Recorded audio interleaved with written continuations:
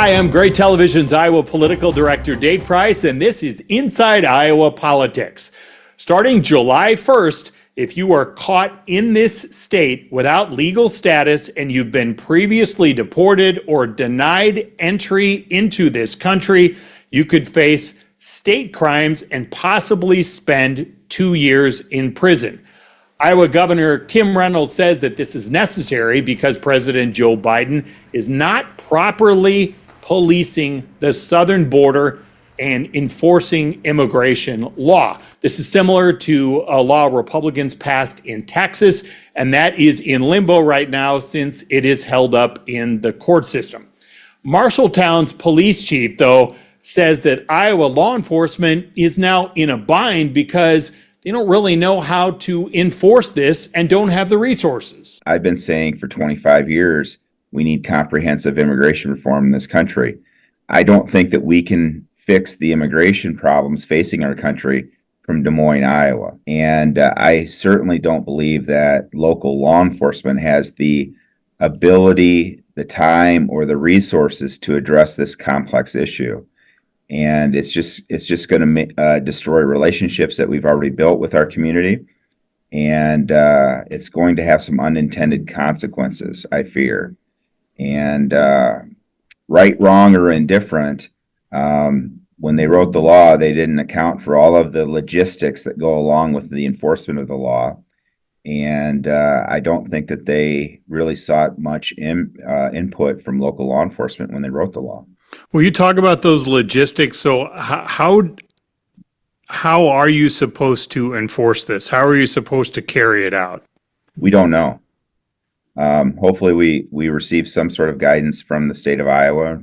I don't know if the Attorney General's office or somebody's got to give us some guidance, but I don't even have access to the databases that we need access to determine if somebody's been deported or not deported. That's not something that, as a local law enforcement officer, that we work with or a task that we take on. And if a judge orders that somebody has been previously deported and needs to be sent back, is that going to be my responsibility as a local law enforcement officer? The county sheriff, state patrol, who's going to do that? How do we get people to a port of entry? The federal government has relationships with the Mexican government, or name the country in Central America. When somebody is deported, they contact their counterparts in those other countries to process the deportation. How do we do that from Marshalltown, Iowa, or Des Moines, Iowa? I don't have those relationships. You're part of this law enforcement immigration task force. What is your concern with the relationships that you've been building with your community? What is your concern that this law will do? I think it will make it more difficult for us to have a positive relationship with folks that are in our community. People that come from Central America, come from Mexico, they already have a very guarded relationship with law enforcement, because where they come from, you can't trust the police. And we work very hard to make sure people know that they can call us for help, that it's safe to call the police. Criminals now are going to take advantage of this law, and they're going to say, see, I told you, you can't call the police. Here's the law. And if you call the police, you're going to be deported. It's going to have a chilling effect on our relationships with the community. And the law's not even in effect yet. And I'm already receiving calls from people in the community about what it means. I wish I had answers, because I don't really know what it means or how it's going to be enforced. And I'm hoping that maybe somebody above my pay grade can clarify those questions for us. So what kind of spot does this put you into then? I mean, this is law, so Yeah. Unless this gets hung up in the courts, which I understand it is in Texas right now. Yeah. But are you in no man's land? Like, how are you supposed to carry this out without that guidance? Well, right now we are in no man's land without the guidance, but I also have a duty and responsibility to uphold the law. And if at some point the state of Iowa gives us some guidance, and tells us how we're supposed to enforce the law, we have a responsibility to enforce the law. I recognize that. I'm not sure that it's going to be helpful in our community, but I also have to make sure that I'm enforcing the law, and I don't write the laws, and I don't get to pick and choose which laws I enforce either. And until somebody tells me the law is unconstitutional or unlawful, we'll have a job to do. But somebody's going to have to help us figure out the logistics and the resources. We're not talking about the unfunded mandate that this might be for local communities.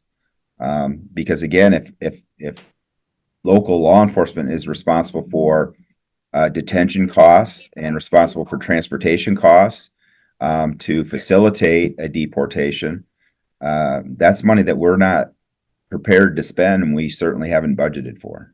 Regardless of what you think about what Iowa Republicans have done here, it underscores the frustration with federal officials, and that is the subject of this week's Final Five. Number one, if a border wall was the answer, building something along the southern border, then why, when they had the congressional majority, did Republicans not fully fund that when Donald Trump was president? Number two, the asylum process can leave migrants in limbo for years as they wait for their cases to go through the legal system. Why has that not been addressed? Number three, many of the people in this country illegally did not sneak through the southern border. Instead, they overstayed their work visa. Why has that not been addressed? Number four, many illegal drugs did not come up through the southern border, but instead they arrive through legal ports of entry. Why has that not been addressed? Finally, number five, Trump has threatened mass deportations of those suspected of being in this country illegally, and that brings up the broader question: what should happen to people who are living here without legal status? Should they be deported? Should there be a path to citizenship? Should there be something else? These are the types of questions we need to ask the Iowans running for Congress this year. What are their answers when Congress for so many years and the presidents have failed to address many of these challenges? Thanks for joining us for Inside Iowa Politics.